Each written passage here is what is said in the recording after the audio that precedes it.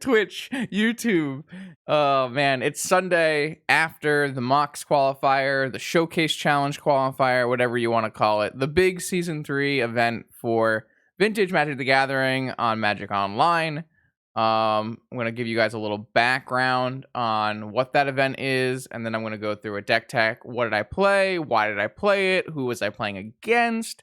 And then we're going to recap. We're going to watch the videos on Magic Online of the matches we played during the event. We're going to yell at my subpar play. And then we'll just see what happened. And that way, everyone gets to watch what I got to watch and play on Saturday, even though we played off stream. So, the Magic Online Showcase Challenge Qualifier is the last event before the Magic Online Championship Showcase known as the Mox. The Mox is basically the end goal of every Magic the Gathering online grinder. Not typically... Happy for my streak. How did you do yesterday? Well, we're going to find out. That's why we're here today. We're here to find out exactly how we did yesterday. And the Magic Online Championship Series, or Magic Online Championship Showcase, or whatever they call it these days, that is going to be the end-all, be-all of a Magic Online grinder. The Magic Online Championship Showcase, as it is in its current form, is a seasonal showcase, which is 3 a season. An 8-player, invite-only, 70,000... No. 70, yeah, I think it's $70,000 of prizes for 8 players. So the winner of the Vintage Showcase qualifier, the Pioneer, Legacy, Modern, Limited, and 2 other open events all get to play in an 8-player tournament. The brackets are pretty cool. You basically play 2 formats. You play 2 8-player brackets. The winners of each 8-player bracket will play a finals, and the winner of the finals gets the trophy and a bunch of money. All right, so how do I get to the Mox qualifier that will qualify for me for the Mox? Well, that's why we have this nice handy dandy sheet that Aaron found for us. By playing in leagues and challenges and preliminaries, you earn play point or Q points, qualifier points. So in leagues, if you get like 3-2, you'll get like 1 qualifier point. I think it's 2 qualifier points for a 4-1 and 5 for a 5-0. I'm not 100% sure if that's correct, but you get a small amount. In challenges, if you finish like at the very top, I think if you finish like first, you get 40. Second, you might get 20, and then it might trickle down a little bit after that. And then preliminaries just changed. They're now 4-round events on like 1 on Sunday, 1 on Monday, 1 on Wednesday, and 1 on Friday. And those are 4-round events where you put in like a pretty high entry fee and you pop out a bunch of qualifier points for winning. So basically, during the season, when the seasons are over, 4 months or 3 months, something like that. There's 3 a season. If there's 3 a year, whatever. You need to get 40 qualifier points to play in a showcase challenge. And you'll see me. You'll see those videos on my channel as well. I always stream all of my showcase challenges. If you top 8 a showcase challenge, which is like a little bit fancier than a normal weekly challenge, you qualify for the showcase qualifier, the Mox qualifier.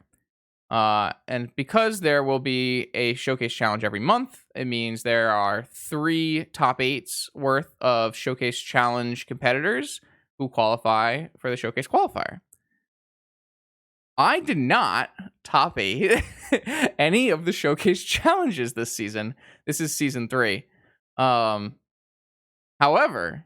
we did fire 1 showcase last chance event, which also costs tickets and qualifier points. And the winner of the player who goes 5-0 qualifies for the showcase qualifier. So if you haven't watched that video is also on my channel. That was a crazy tournament. We played against 4 ringers to go 4-0, and then the last person was not 4-0, so they conceded to us, and we were able to qualify for the showcase qualifier, which is the video we're reviewing today.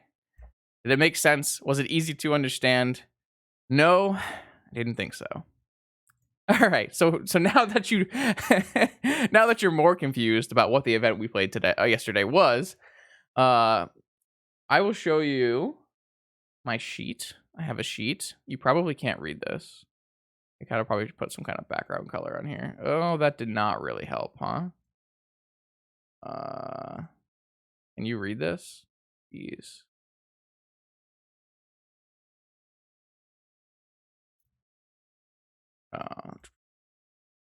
All right, I got a sheet. What is this sheet, Justin? Well, on the left here, you see the 24 other competitors who were qualified for this event besides me. I would put down which deck each of those players qualified with, what was their number 1 and number 2 expected deck to be played, and by looking at this, I could tell that I thought the metagame was going to be fairly Breach and Bazaar centric. That is basically the read that I got. All of these ones that are in green are locks that I felt fairly confident about.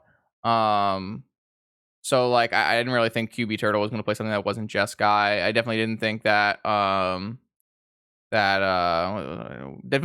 Wizard was going to play something that wasn't Dredge. And so these are just like me. I go back and I look at all the decks that opponents have cashed with, have placed with over the year, what I know from playing them in leagues, et cetera, et cetera. Just like, what do I think is their tendencies on what they're going to play and what they want to play in like a high stakes event.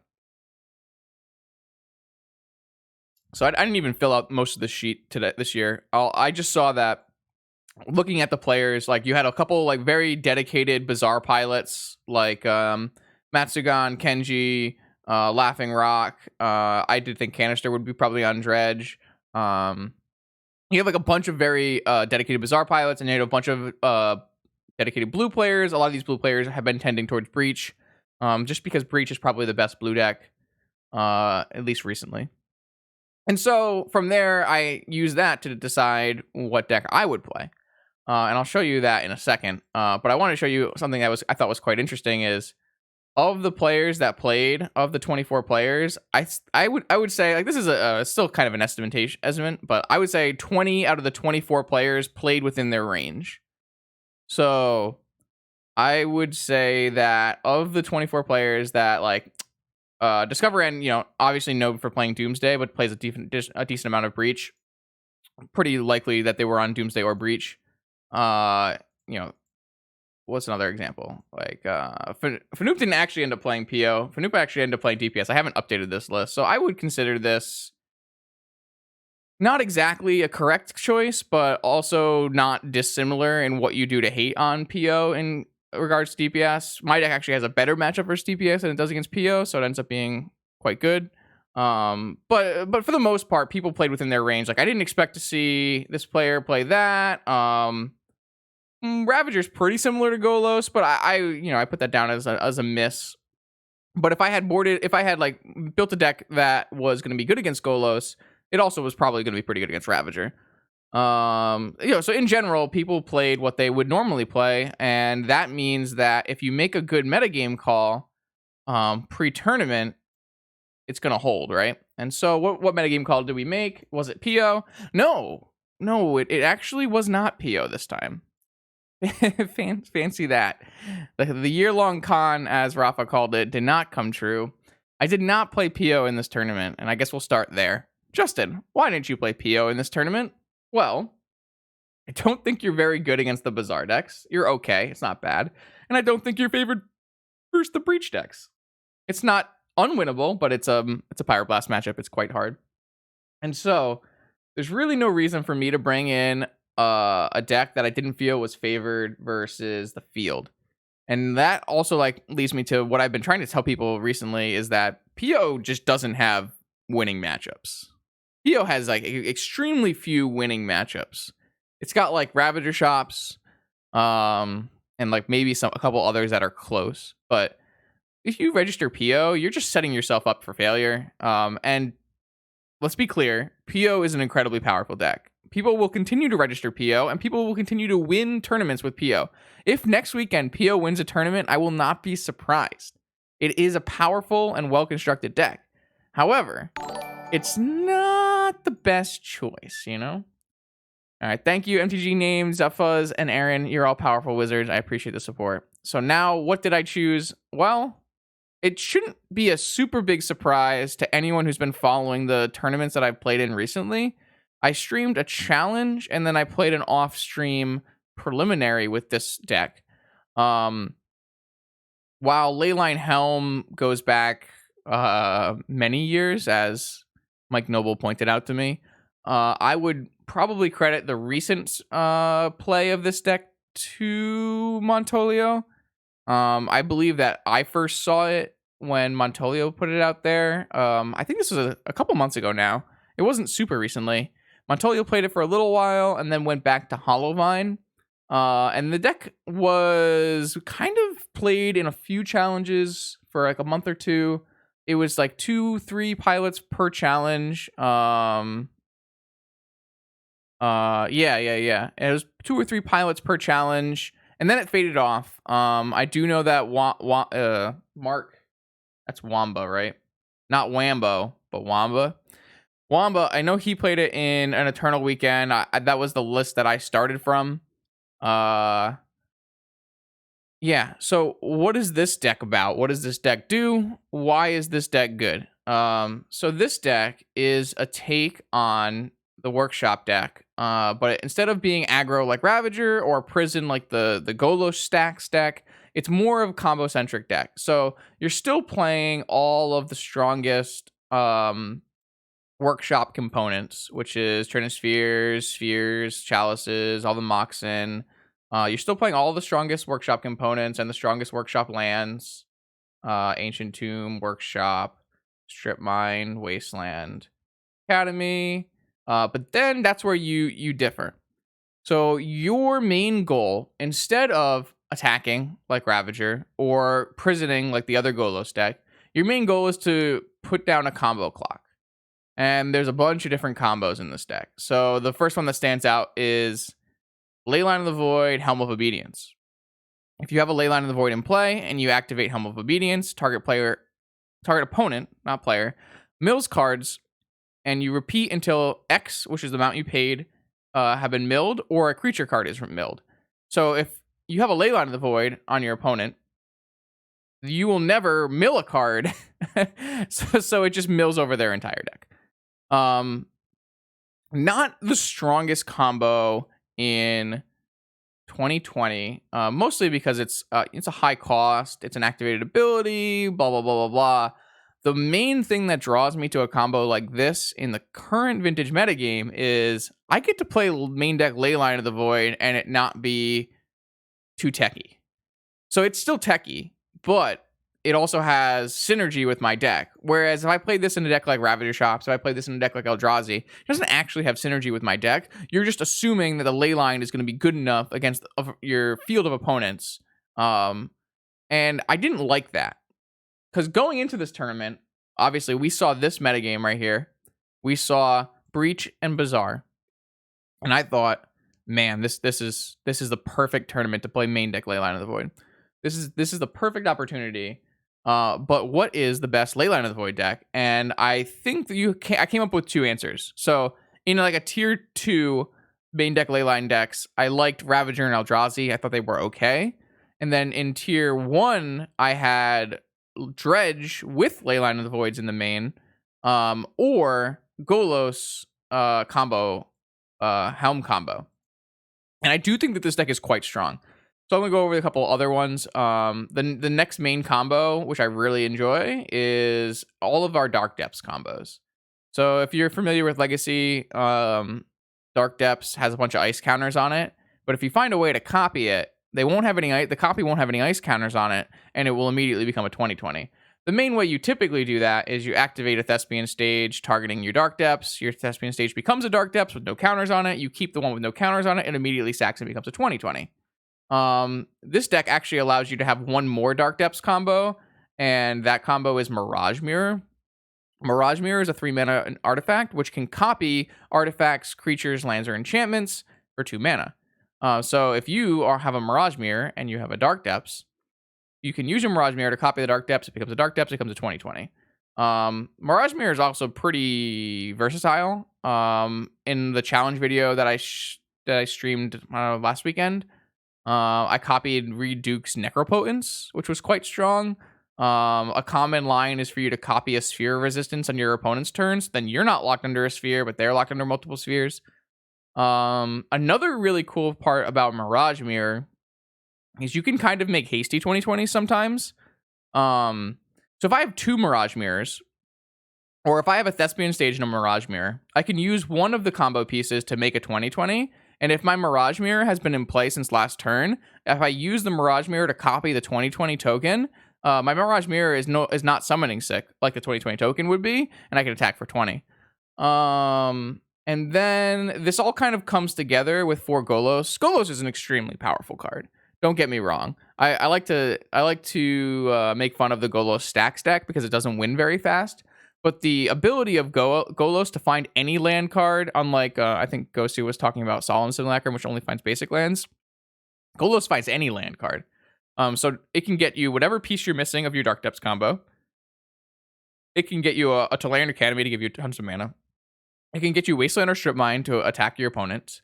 It gets you Orborg, which I think is a really strong card in this deck. The reason you play this is so that you can actually cast Leylines of the Void you draw. If you're later in the game, you have a Helm, and then you happen to draw one of your Leylines that you didn't get to put into play immediately at the start of the game, you can actually cast it in this deck, which I think is quite strong.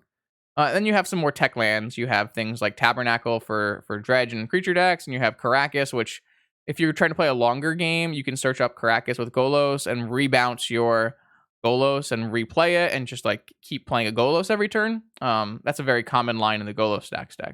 And then you supplement this plan with 3 Sorcerer's Spyglass. This lets you name opponents' wastelands. It lets you name opponents' planeswalkers. It basically just to give you some extra time to do your thing.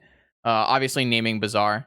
So all in all, when you start looking at this main deck, you quickly realize this has got to be one of the best possible decks you can play against Dredge. And I think it's just straight up the best deck you can play against Dredge. You have tons of main deck hate. You're looking at 1, 2, 3, 4, 3 Spyglass.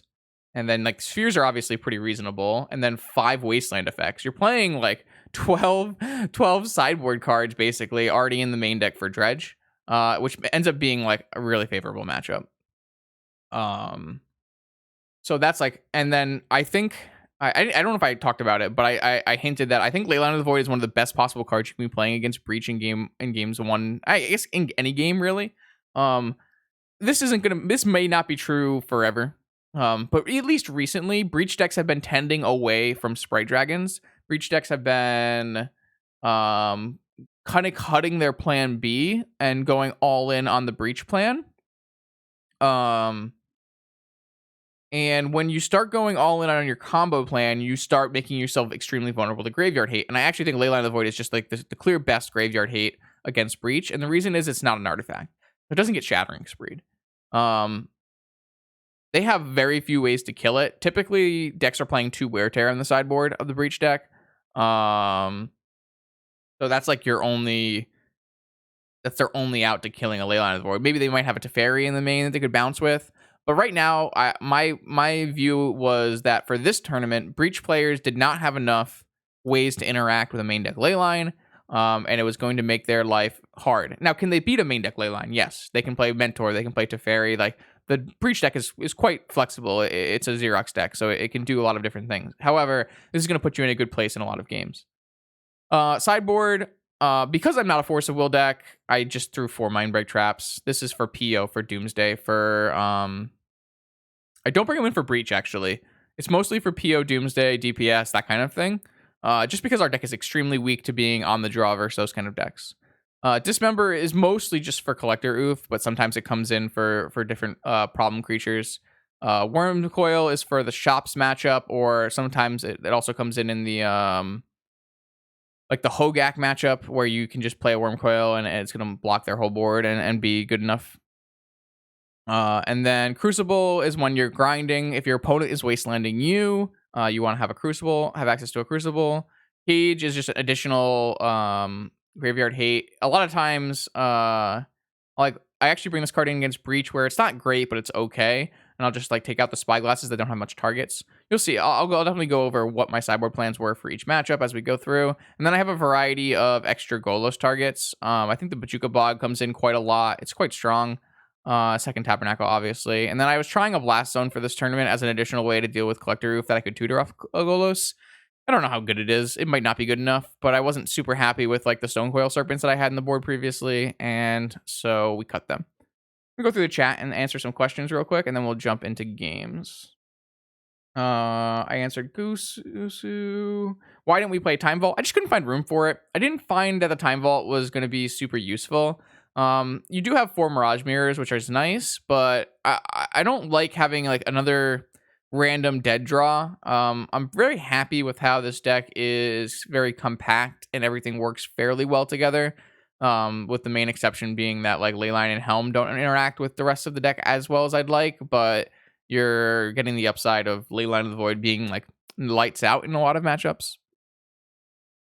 Is Bajuka an option? Yeah, we have a Bajuka Bog in the sideboard. You could play it in the main if you so desired. I think that your matchup is already so good in game 1 that you don't really need to play it in the main. Is Breach too good, or should we try harder to beat it? I don't think it's too good. It's a good. It's like one of the best decks, right? But as of right now, I don't think it's too good. I really think that that card is definitely one that could be restricted in the future if things continue to get out of hand. But as I currently see it, it's a pretty beatable deck. So, can I play Karn? Yes. I chose not to play Karn. I know I've seen lists that do play Karn. I find Karn fairly hard to cast. This list hinges on Workshop a little harder than normal.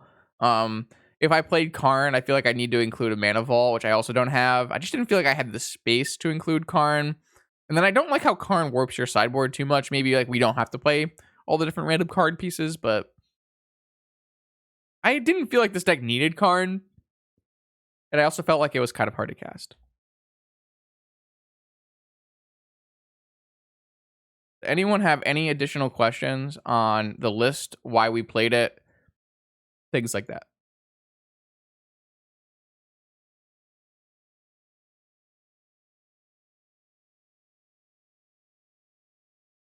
No? All right. Well, then we'll just move straight to games. How do I do that? This one. And format. Have only played Vintage Masters recently. Classic. Didn't help at all. All right, Premiere with top 8. Beautiful. Beautiful, beautiful, beautiful. So bear with me while we do these replays. Sometimes it can get a little scuffed because, well, they're Magic Online replays. We were playing 4 wastes before. So the original list had 3 wastes. And then original list had 3 wastes. And then what did I do? Well, I was trying an Inventor's Fair, and I didn't think the Inventor's Fair was good because you don't actually grind. I found like there were very few games where I was grinding. Every game was trying to combo. So, all right. So